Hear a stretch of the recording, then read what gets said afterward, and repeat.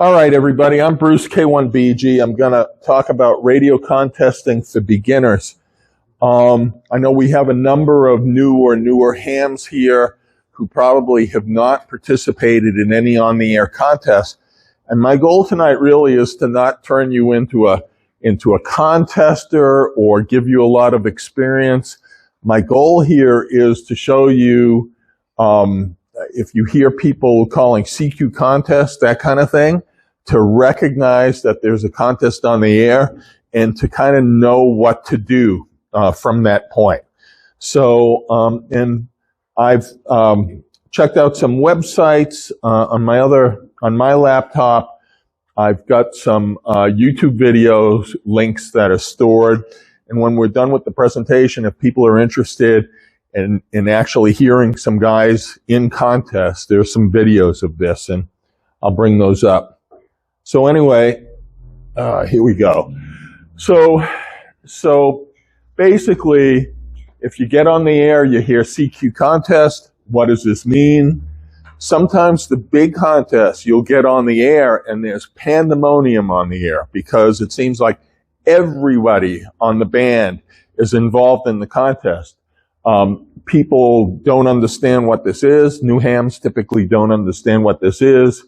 Or they get on the air and they find it really intimidating. It's like they've walked into another dimension that they don't understand. So what I want to do is get people comfortable with this, and basically what all these things mean is you have found a radio contest. This is going to be complicated. Say that again, Dennis? No, and I'm not keeping it to phone or CW. Most of the new hams are not into Morse code yet, and so I didn't want to focus on that particularly, but the same holds true whether it's phone or CW. So what is radio contesting? So I came up with my own quick definition. It's an amateur radio contesting is a competitive operating event of fixed duration. It can be there are events that are as little as an hour long, and there are events that are 48 hours long, 48 continuous hours. By the way, when I was a kid, those events were 48 hours times 2 because they would be held on 2 weekends, okay? 96 hours. But you had a break in the middle. Depending on the contest, the competitor's score consists of logging contacts, which are multiplied by different factors to result in a final score. So if it's a DX contest, you may get multipliers for the number of countries that you talk to. If it's a US contest, it may be states, or it may be grid squares, or it may be ARL sections. It depends on who is sponsoring the contest, which determines what the multipliers are and what the rules are. Why do people contest? Well, the biggest reason is to have fun. If people weren't having fun, they wouldn't do it. Some people, by the way, do not like contests at all. And if there are people in the room who don't like contests, I see a couple of people chuckling out there, then maybe this presentation isn't for you, but I'm hoping that maybe you'll decide to give it a try. Contests are challenging, depending on how involved you want to get. It's a learning experience, okay? You learn how to operate, you learn how to listen, you learn what works in your station and what may not work in your station, and you can learn an awful lot in a very short period of time.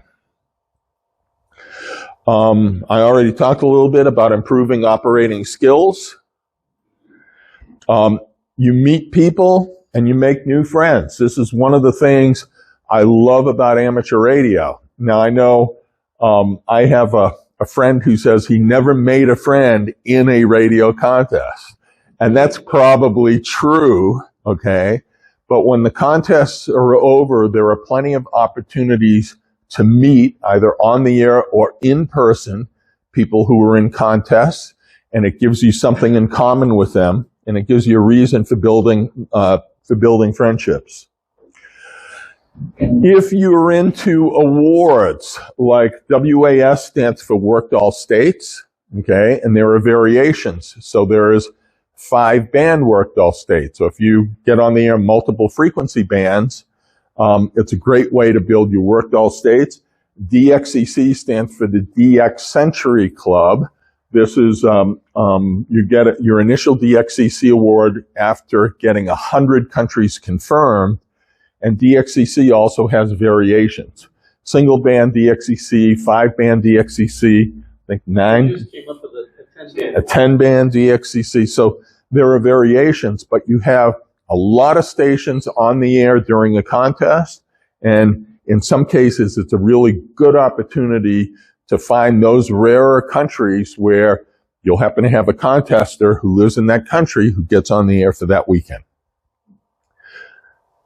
And the most important reason is that it's really fun. Now, is it fun during or after?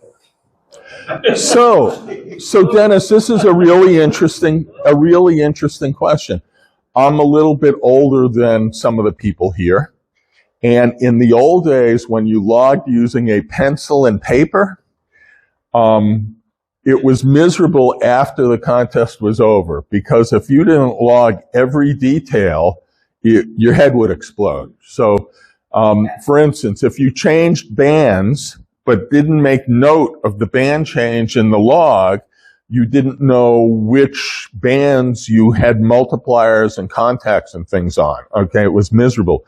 Now with computer logging, literally you can get finished with the contest and hit save and send that log off, and that's all you have to do. Okay? So it's fun during the contest, and it can be fun after the contest, I guess. But contest myths, true or false? You need to have a really big station to contest. Les has a big station. I've had a big station in the past. The truth is, Les, You can do it with a really small station. You don't need a big station. the last contest I made more than 4 or 5 contacts in was when I was camping in Truro this summer. Okay? 40 watts on a piece of wire for the IARU contest, and I made probably 40 or 50 contacts over the course of an evening.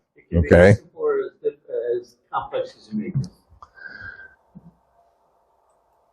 Oop. Hang on, I went too fast. There are far too many contests. There seem to be a lot of them. I would say there are far too many contests. Actually, that's not true, Dennis. I wish that was true, but it's not true.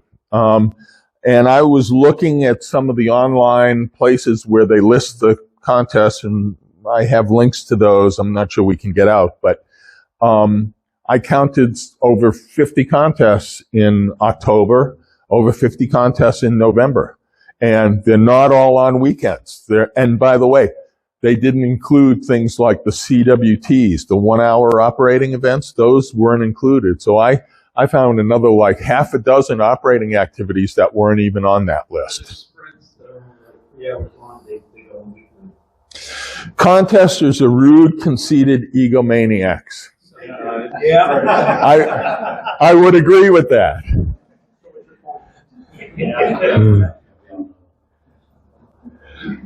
I can't find anyone who will tell me about contesting. Well, I've heard people say this before. Every contester I know loves to talk about contesting. Okay? Some really interesting things about amateur radio contesting. Somebody will come up with some technique that allows them to amplify their score, and you would think this would be the secret sauce, and they wouldn't share this information with anybody. That's not the case at all. Okay? They immediately brag to the world what their advantage was, and everybody finds out about it and then mimics it. That's right. Exactly.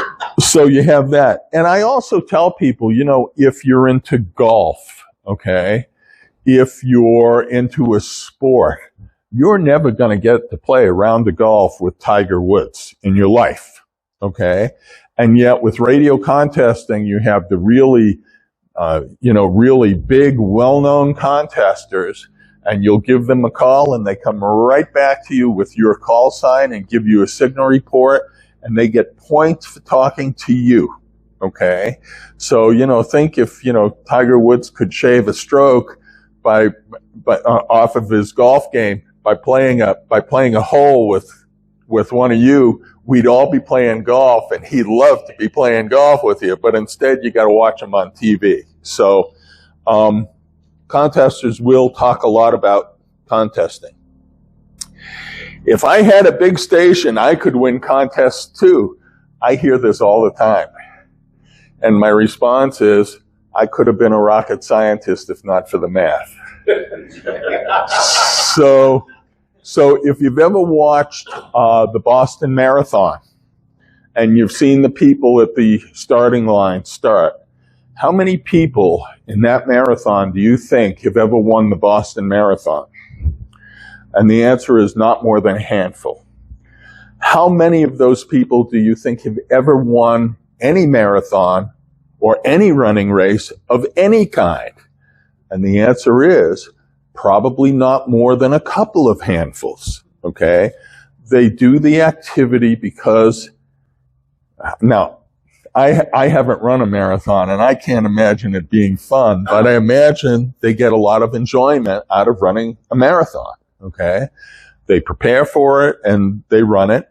And by the way, if I could go out and run for 5 or 10 minutes just to be with all of them, I'd probably do it, but I'm not going to do any more than that. So this is really, I don't know a lot of people who have won contests. It's not the point of getting involved in a contest. Contests take up and ruin all the bands. This way? This way? Here? Okay. And I find this the biggest fallacy of all. If you're used to operating one particular place on Saturday afternoon, and then a contest comes on that's on that band and on those frequencies, you might be annoyed. But there are frequency bands that are set aside, where there's no contesting, and very rarely do you have a contest that's both phone and CW or data. So there are other modes to use. There are other places you can go. I'll give you for instance, if your thing is driving over the Sagamore Bridge on Saturday morning, okay, you can do it any day of the week and enjoy yourself, but I wouldn't do it on Saturday morning during the summer because you're going to find it's really crowded and can be really annoying.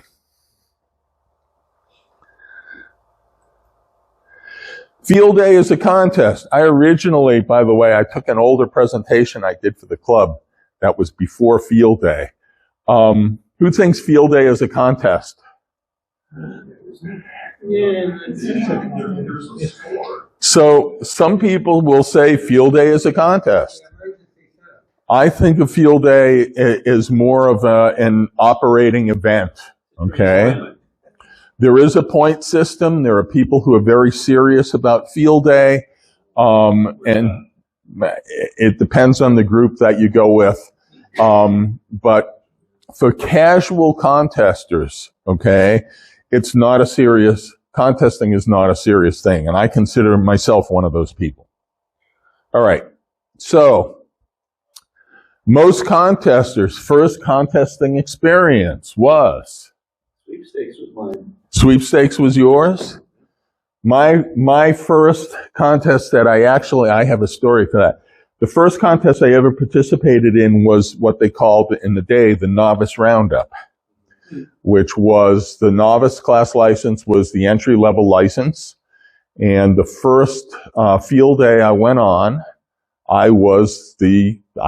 had the station. I made, in a 24-hour period, I made 8 contacts on field day. But I got to sit down with the other operators and help them with their logging. And I know a number of people here, some of the newer hams here, made contacts on field day at our club this year. And so field day is a place where a lot of people get their first experience in a contest environment, making contacts. I will also tell you that they used to have something called the Novice Roundup, which I didn't put here. I had been licensed about 3 weeks. I was one of those kids. I was not afraid to get on the air. Some people are very nervous the first time they get on the air. I wasn't one of them. I was not nervous the first time I used CW or the first time I pushed the microphone button. Never had any problems. I refused to participate in the Novice Roundup because I was scared to death of the competitive activity. Okay? I didn't feel confident in what I was doing. And I look back on it now with sadness because I could have had a lot of fun participating. And by the following year, I was already general class, so I really couldn't participate in the Novice Roundup. So I kind of missed that. But a lot of different contests. I put these contests in red because between now and the end of the year, these are all big contests that are going to be coming up. And I think they're all contests that the newer hams in this room, if you get your station set up and do that kind of thing, you can easily participate in. So ARRL Sweepstakes is a contest between hams in North America primarily. So you'll be working stations throughout the 50 U.S. states and Canada. Okay? The CQ Worldwide DX contest is the biggest contest of the year. It's a worldwide contest where stations from each country work everybody else from each country. So you get multipliers no matter where you are for every country that you talk to. And the 10-meter contest is an interesting contest. It's a worldwide contest. It's 10 meters only. And technician class licensees have an opportunity to participate with everybody else in the world, okay? And it's a really fun way to get started.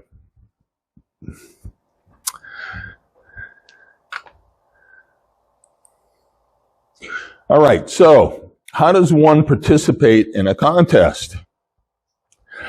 So you have to know what contest is on for a particular weekend. Sometimes you'll get on the air and you hear the activity and you'll say, I don't understand this, what's the contest? Other times it'll be Wednesday or Thursday and you'll think, gee whiz, I have some time this weekend. Maybe I'd like to get on for a contest. So there's a couple of sites you can go to. One is on the ARRL site. There's a section of the contest page called the Contest Corral. And there's also a contest calendar webpage where somebody just collects all the data and basically publishes it. So let me see if these work.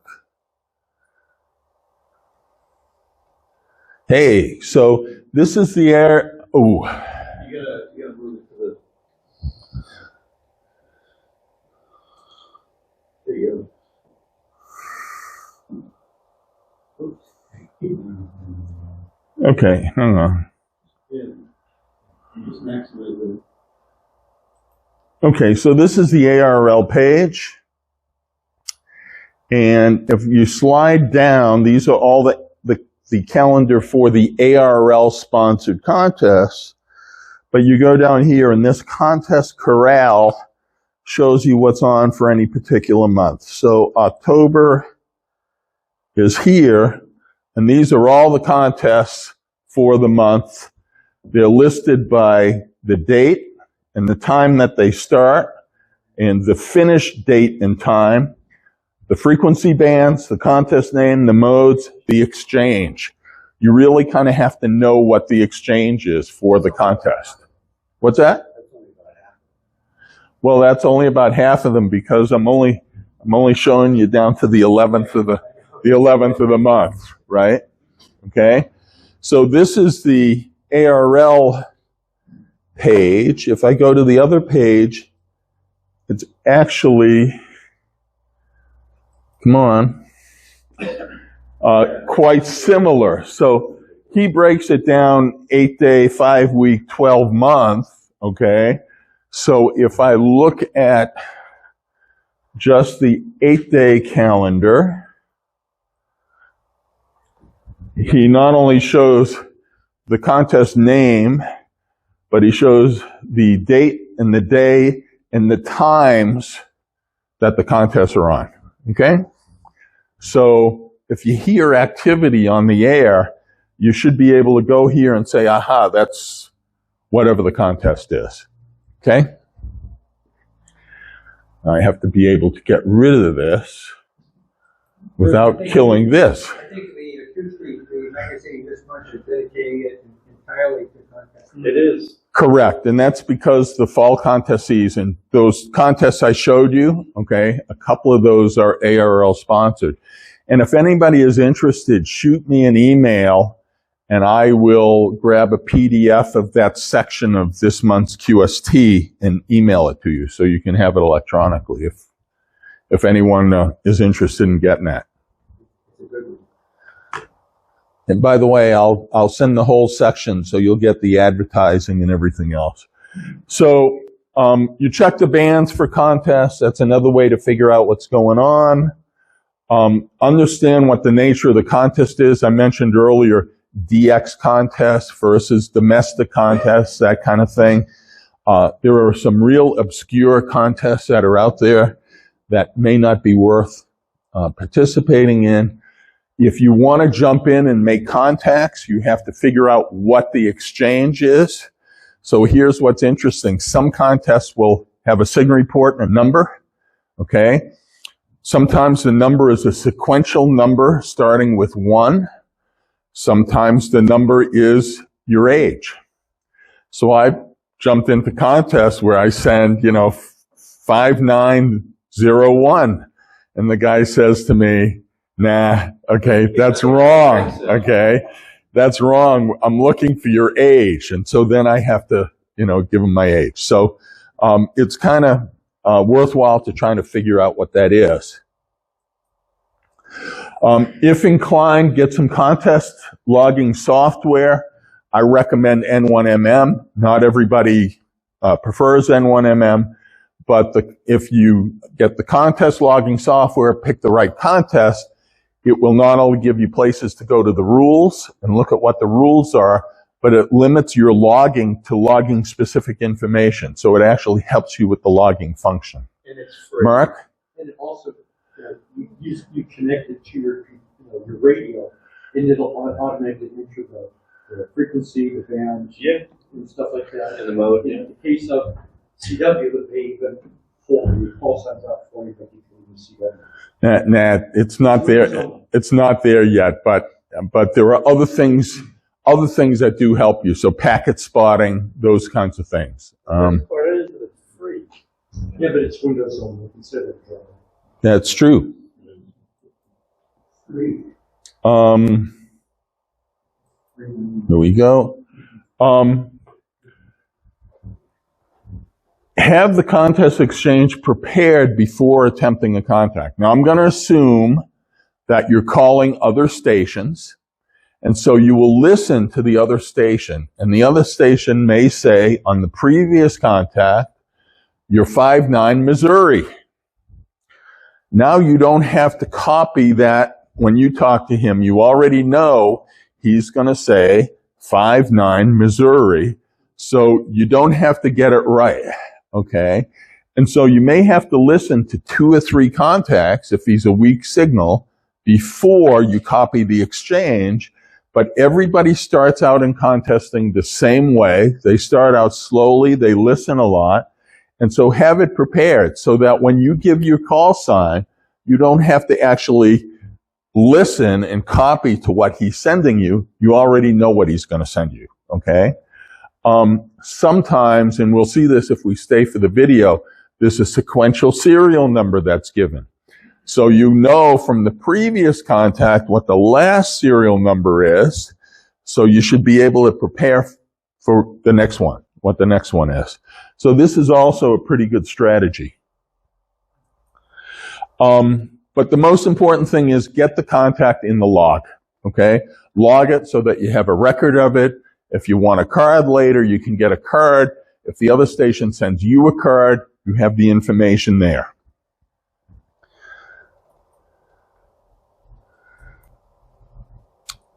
Submitting the score is up to you.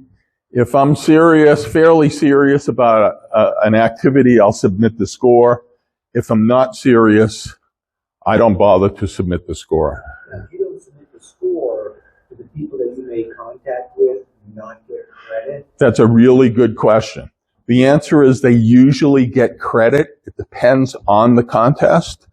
Some contests will filter out what they call unique contacts. So if you only talk to one person in the contest, they may not get credit for it.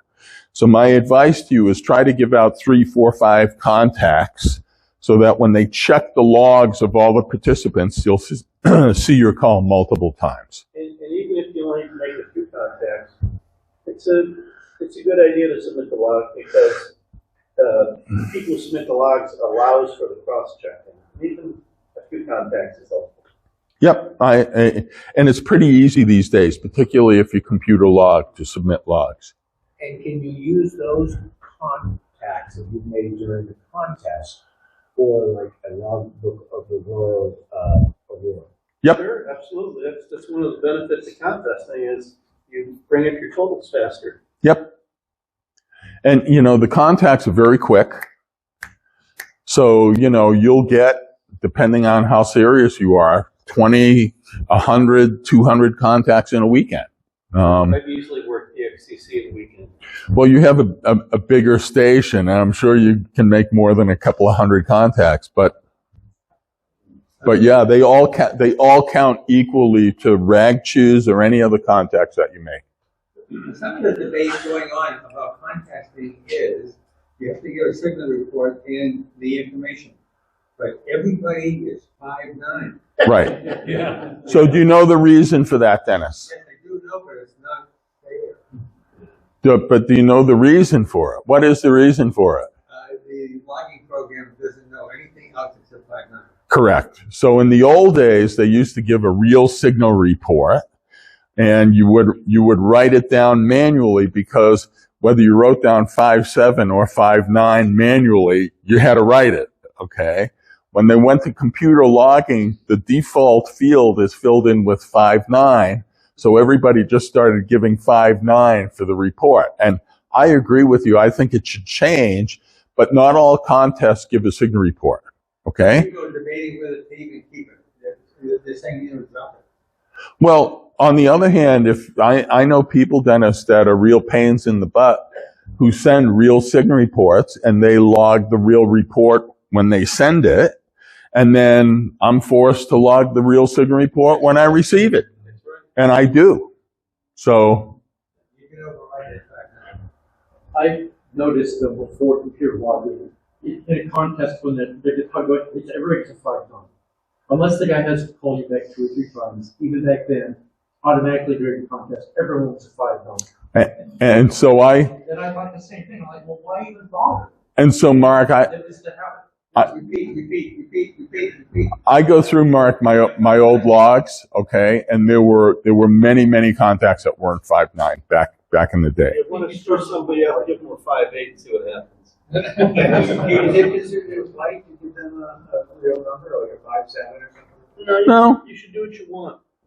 I think if you feel obligated to give a real report, give a real report. Remember that the serious operators, their goal is to keep their rate up as high as possible. Okay? So again, if you give them a 5x7, you may slightly slow their rate. If everybody started giving real reports, okay? But it's technically not wrong to do that. And if you believe in that, I encourage you to give a real signal report. Okay. So contest categories. There's a category for everyone. If you're a single operator, okay, most contests, they have high power categories, low power categories, QRP categories. You can do single band operating. You can do what's called assisted operating. Assisted operating is your computer is connected to the internet and you get fed spots of stations that other people post. So if you're operating the 10-meter contest and a station comes on from Kenya, which is not there's a station in Kenya. Do you remember? 5B4? Is it 5B4? 5?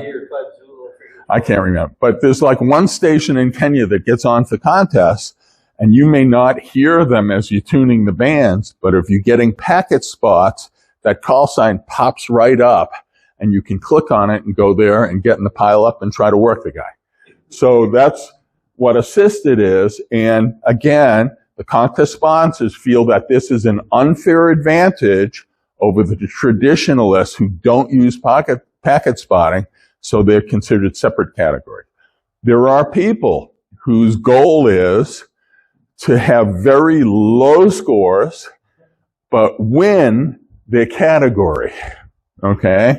So I'll just throw one out. Okay?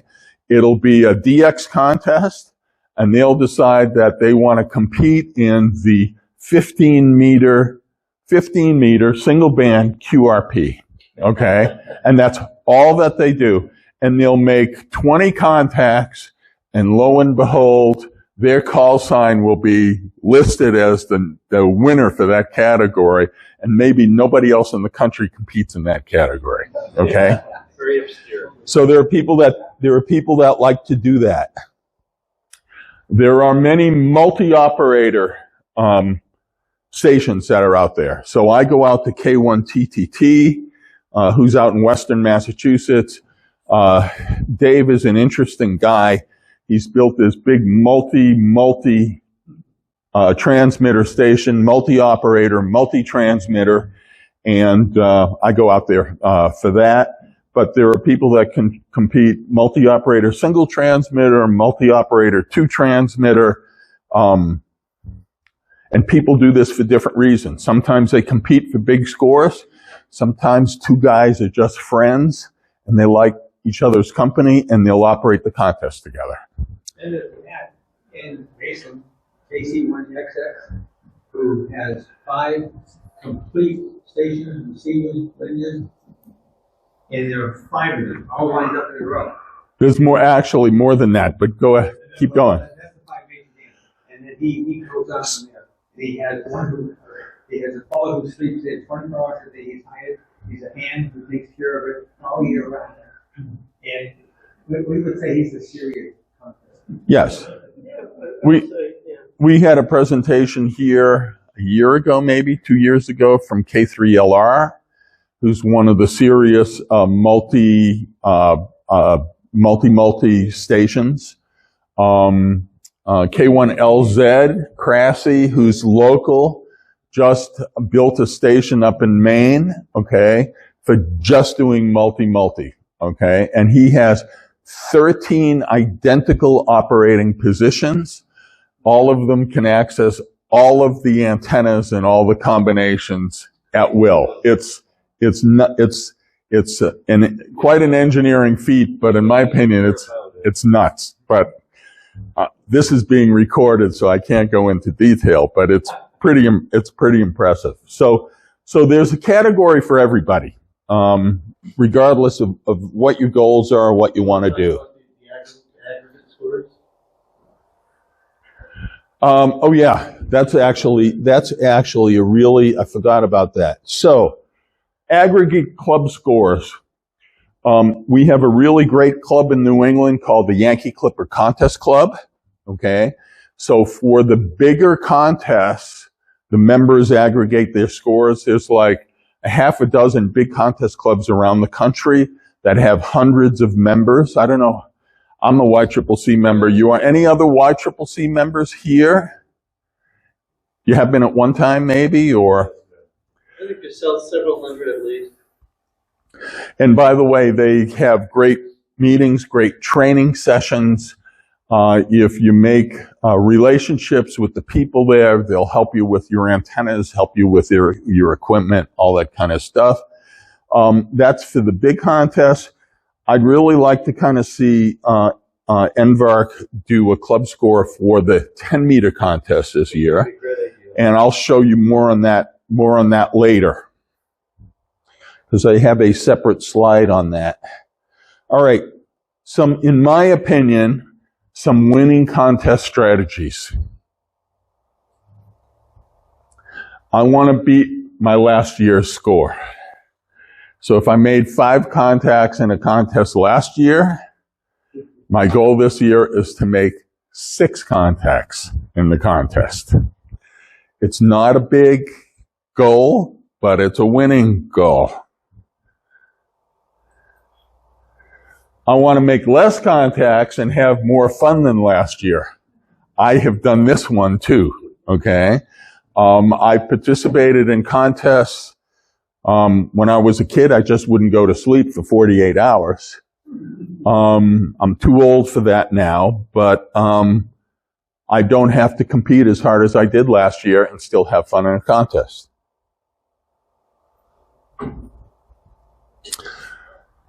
I'll pick a number, 100 contacts, 50 contacts, 10 contacts, okay? I'll do that, and I'll say, I've had enough, I gotta do something else. I've also had years, there's a fun contest in the spring called the New England QSO Party. I once decided I was gonna make a half a dozen contacts before the Bruins game started, and I wound up making like 600 contacts between Saturday and the Sunday. I just got like completely sucked right into it. So it's a fun activity. And by the way, I want to make as many contacts as I can before the Patriots game starts. I throw the switch, I go up and watch the ball game. That's happened to me a lot. Or during halftime, or between periods in the Bruins game, or whatever. You ever have the TV in the show? I do. I don't want to get into it. But that's for FDA contest. I need to focus. I want to see how far I can work with a G5 RV and 50 watts. So there was a time when my tower, all the antennas really worked well. And I had this little 5-watt kit that I built. And I wasn't really particularly interested in the contest, but I wanted to see what I could work on 5 watts and really good antennas. And that was just a load of fun, but it wasn't like a 24-hour thing or a serious thing or anything else. It was just make some contacts and see how the toy plays. Okay. So again, none of these strategies are geared towards winning a contest or geared towards spending your whole weekend doing it. I want to give out contacts to the big guns. It turns out that the serious contesters could not survive without all of the thousands of casual contesters or operators that are out there, okay? And think of it as if, the winners of the Boston Marathon, for them to finish the race, they had to talk to so many other people or something that were in the marathon, right? So the more people that are involved, the bigger scores these big stations, these serious stations can get. And so it's really important for casual operators to participate in these contests to make them successful. I'm going to keep going until I get tired, bored, need to make a schedule, talk to somebody that I've arranged to talk to on the air, have a rag chew, get a beer, get something to eat, whatever. Okay? Just fill a little time in the station, see how my station's performing, talk to a few guys, and then go on whatever I'd regularly be doing on the weekend. Sometimes each state has their own contest. Yes. So you can work all states within a month. So there's what they call QSO parties. Sometimes those are state QSO parties. Sometimes they're regional QSO parties. By the way, the last one I think on here, I want to make some points from my club. So we talked about the 10-meter contest. I'm not suggesting that you all spend 24 hours on the 10-meter contest, but if you can make a few contacts and contribute the points, that's great. I'll keep going until it's not fun anymore. All right, contest do's and don'ts, real quick. You'll hear this on the air. Don't use partial call signs, okay? So what I mean by that is people who have longer call signs, let's say your call sign is, I'll make up a call sign that isn't there yet. Your call sign is Kilo Delta 1 Alpha Alpha Alpha. Somebody will be in a pileup and they'll go Alpha Alpha. And the station they're calling will say, who's the Alpha Alpha? This is just a bunch of wasted time, okay? If he says Kilo Delta 1 Alpha Alpha Alpha, the other station comes back and says KD1AA, you're 5905, whatever the report is. So don't use partial call signs. Do use phonetics when calling, okay? Always. Always use phonetics. Always give your whole call. Don't send unnecessary information. A lot of times you'll hear people say, please copy. Please copy is a waste of time. Now, personally, it's very polite. And by the way, in all honesty, on field day, I find myself doing it because everybody else seems to be doing it. If you're talking to someone who's serious about keeping the rate going, okay, they just find it a lot of essentially time that's used where you're conveying no information at all, okay? The craziest thing I saw was in a video contest. They did that. And it's like, why? It's like, why? In a video contest. Please want to tell them what the weather is too. You know, it's just, I don't know, okay? But spend some time listening. There's no harm in listening and figuring out what's happening so that when you make the contact, you're just prepared to do the contact and get everybody's information in each other's logs, okay? No matter what activity you're doing with amateur radio, I think it's really important to listen, okay? You learn more when you're listening, far more when you're listening than you do when you're talking.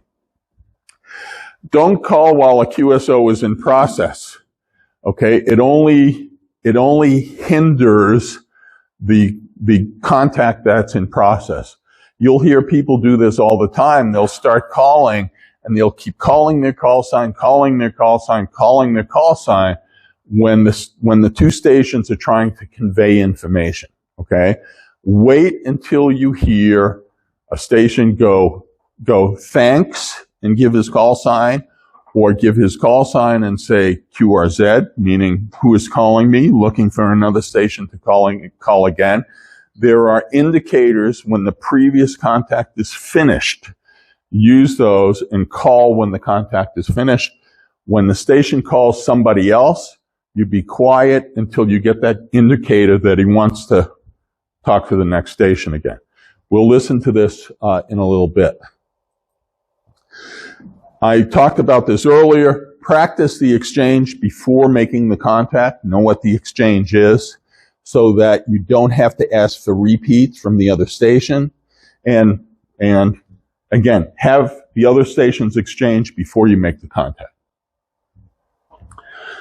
What else is on here? Anything? No. So here's what's interesting. I'm going to show you the next slide, but I don't have any antennas for VHF UHF. And it was a September VHF contest. Now this was like the last time I gave this presentation, which was maybe 15 years ago, okay? So it's a long time ago. No, this is a radio I still use for the Monday Night Nets, and okay? So I just loaded up my IC746 Pro. It has a built-in antenna tuner. So I loaded it up on my 40-meter dipole, not a resonant antenna, okay? It's just a piece of wire that's out there. And I got on 6 meters for the VHF contest. And I made 9 contacts and 3 grid squares, okay? And to show you, I didn't keep a real log. This is the log that I kept. So John was one of the stations I worked, right? Okay. 3 grid squares. Okay. Right? Jim. Yeah. That's it. This for me was a winning strategy. I made contacts on 6 meters. I handed out some contacts to other people, and it was done. Nope, no antenna, no nothing. So we talked about the upcoming fall contests, the sweepstakes contest, the CQ Worldwide contest, the 10-meter contest. The ARL has replaced the old novice roundup with what they call the rookie roundup. But unfortunately, it's the CW rookie roundup, so I don't know how many of our newer operators are going to give CW a try. But clearly, the 10-meter and some of these other ones are pretty good. And so check out, well, QST Magazine is gone now, but the CQ webpage is still there for the CQ Worldwide contest. This is my committee. I know this could be magazine.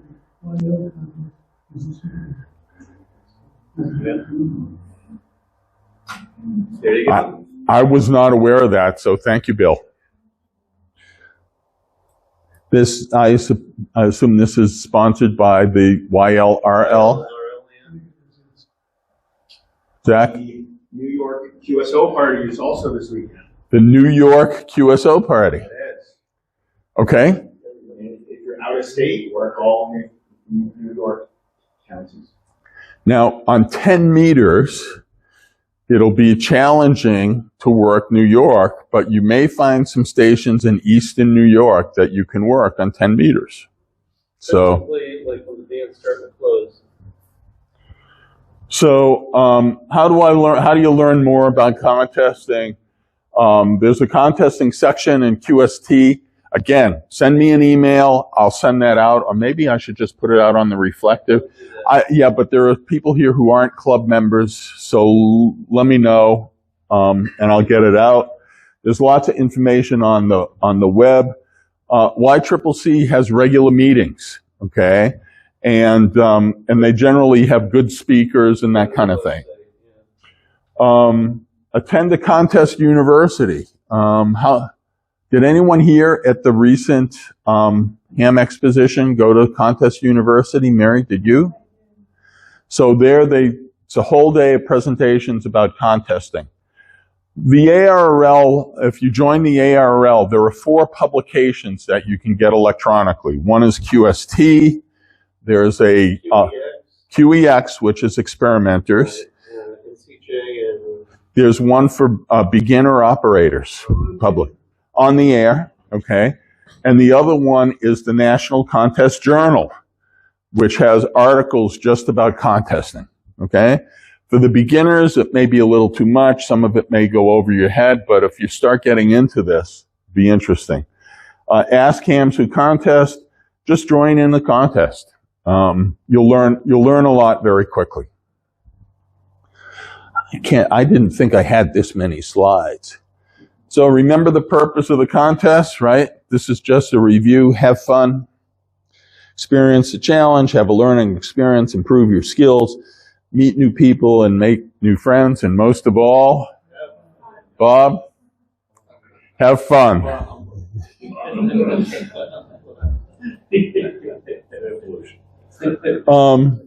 So I talked about a club challenge. So you have the American Radio Relay League on their sponsored contests have an affiliated category.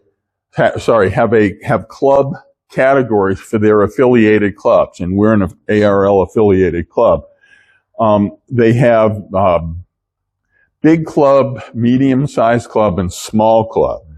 to be a small club, for the small club category, you have to have 10 or fewer entries. If you have more than 10 entries, it bumps you up to the medium category, okay? And all the entrants have to be within a 35-mile radius. And I think everyone is within 35 miles of Pepperell, maybe of Pepperell. But actually, you know, we could adjust that, okay? I mean, it's just a 35-mile radius, okay? So, and again, you know, what's interesting is 10 or fewer. I'd be surprised if we had more than 10 people who wanted to participate. And I know we have like 20 in the room, okay? Not everybody is going to want to do this. And if that happens, my attitude is, that's great, okay? You know, we get listed in the medium club category kind of thing. So that's what I'd like to do. I'd like to have a, you know, decent club showing for the 10-meter contest, which is December 13th and 14th. Both. And you can participate either in both, or you can participate CW only or phone only. That's up to you. Or you can mix them up. So, that's a really good question. You tell me I don't believe so, but we should have you as a member of the club by then anyway. Right. So, and what I mean by that is, I think, you want to talk about this now? So, like,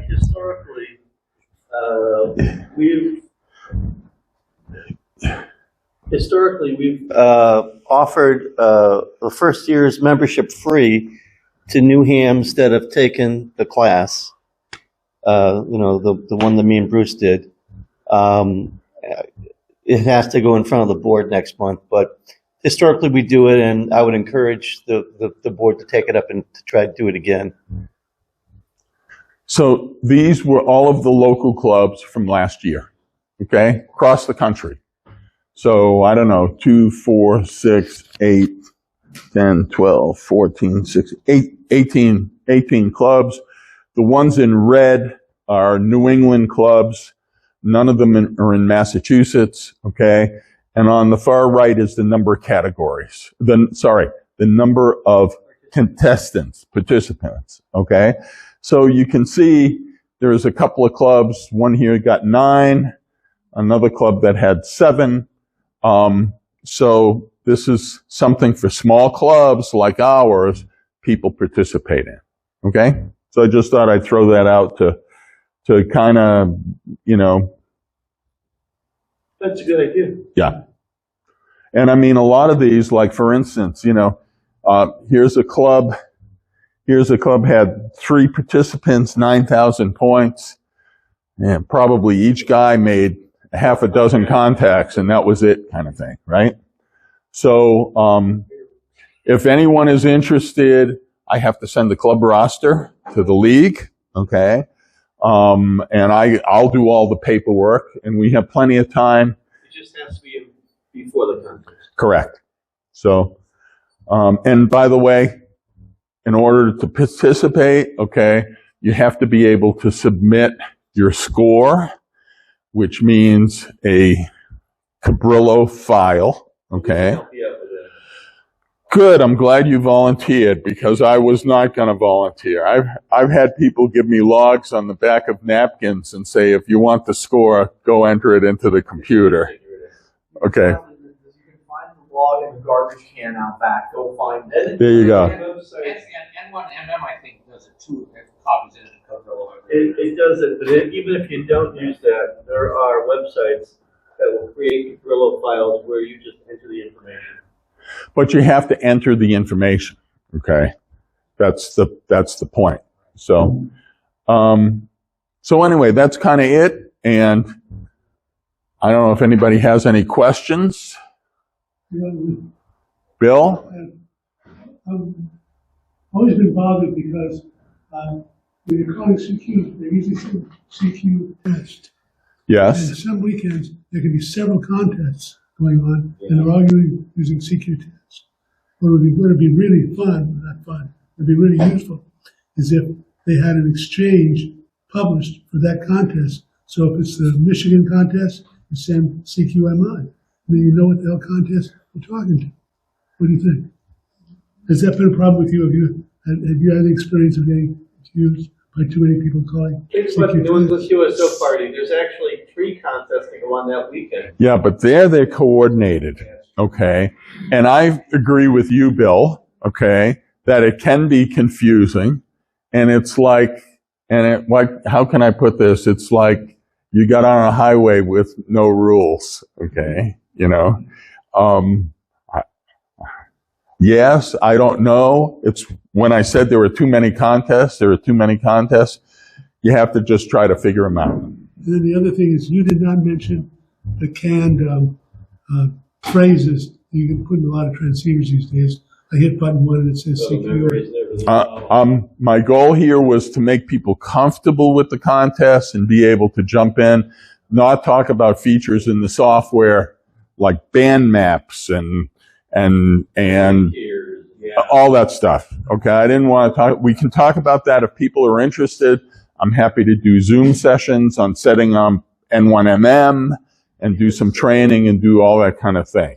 I want to mention that Bob Walker's the complete DXer, besides telling you how to do DX, which will help you just trying to call across the country.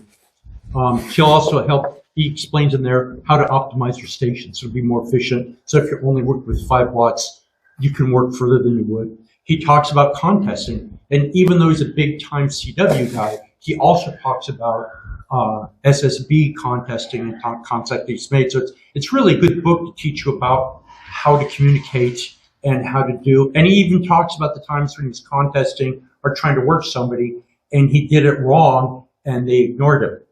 So anyway, I can't recommend the book enough. I've got the 2nd edition. I need to get the 3rd edition. So if you go to like any of the flea markets, you may see these there. Okay. If you go to archive.org, has anyone played with archive.org? You'll find this there in PDF. You can download it. Okay. I think it's out of print now. So can you still get them new? Yeah. Okay, well, I take that back. Then I don't recommend you download it. I recommend that you buy the book. But it is a worthwhile book. So, Kartik. So, say I'm just listening and someone's in a contest, right? What do I reply to them with? This happened to me for my first contact ever, and someone... Okay, so let's say the contest is the 10-meter contest where the exchange is your signal port in your state. Is it section? Because it's an ARL contest. So CQ contest. This is Kilo 1 Bravo Golf. K1BG, you're 5'9" Eastern. No. You have to answer me first. I called CQ. Oh, N1 Sugar Vector. N1SV, 5'9", Eastern Massachusetts. Roger, 5'9" Eastern Mass. Thanks. Kilo 1 Bravo Golf. That's the whole contact right there. Okay? So if you hear me, like before Les called me, I talked to like 10 people. And every one of them I said, 5'9", SIG report, Eastern Massachusetts. Or I might say Echo Mike Alpha, phonetics for EMA. Okay? But every contact I'll give the same report. So you hear me, you get my call sign, you get 5'9" EMA. You write that down, okay? And then when I go thanks, Kilo 1 Bravo Golf, or QRZ, Kilo 1 Bravo Golf, you give me your call sign, which is? KC1YHU. Except you say Kilo Charlie 1, Yankee Hotel Uniform. And I'll say KC1YHU. By the way, I won't necessarily use phonetics, because I can send the call sign faster, and you're already expecting me to answer you, right? So I'll go KC1YHU, 5'9" Echo Mike Alpha. Well, you already know that because you got it written down, and you would say 5'9" Echo Mike Alpha if you're in Eastern Massachusetts. And then I go on to the next one. Les might be the next one, or anybody else might be. It's always going to be 5.9 if you hear them clearly. Yeah. Yes. Yeah. This is the discussion we had earlier. Some wise ass. Okay. And by the way, if you're in ARRL sweepstakes, Oh, I hate that one. okay, here's the exchange for ARRL sweepstakes. It starts out with a consecutive number that starts with 1. So if you're the 300th contact, you say 300, and then you have the class you're in, Alpha, Bravo, or Uniform. A is high power, B is low power, and U is the unlimited category with packet assistance. Okay? So you say number 300, Alpha, you give your call sign. So I would say Kilo 1 Bravo Golf. 68, the check. The check is the first 2 years you were licensed. Okay? It's a 2-digit number for the year you were first licensed. So I say 68, and then I say Echo Mike Alpha for Eastern Massachusetts. So it's a long, and there's no 5-9 in there. There's no 5-9 in there. So, all contesting goes back to the early traffic handlers, the ARRL, the American Radio Relay League. Back in the dark ages of amateur radio, spark gap, you had a range of between 30 and 300 miles. So they could get messages coast to coast in less than an hour by relaying the messages. And the ARRL organized all of this. And there's a format to the traffic messages. There was a question in the technician exam what the precedent is and what the check is. Okay. Well, if you look, okay, there's actually the class you're in is the precedent, and the check is the year you were first licensed. And this mimics the traffic handling. When I first participated in ARRL sweepstakes, there was more information that they sent in the exchange. Oh, you had to send the time of the contact. And this was back in the day before computers. Everybody was using mechanical clocks, and the times were all over the place. But the logs they didn't have to match with the same time, but if he sent you a time, the log, what he sent had to match what you copied. Okay?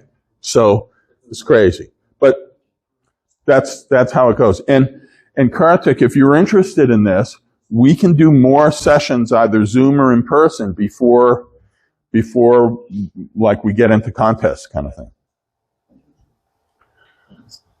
Yeah, John. the other week there was a contest I saw online or in one of the magazines, a Scandinavian country contest. Yes. And so I went on the air and I was like listening a couple days to see if there was anybody from the Scandinavian countries that they were doing I didn't hear anything from them, and I was hitting all sorts of countries. But so there are other country contests that nobody's doing it in. So conditions might have been such that it wasn't open to the Scandinavian countries, okay, or there might have been other frequency bands that had better conditions. So these guys are trying to keep their rate up. So maybe they were on those frequency bands and not on 10 meters. Can be a whole lot of different reasons. Very good, Bruce. Very good. No more questions? Then what?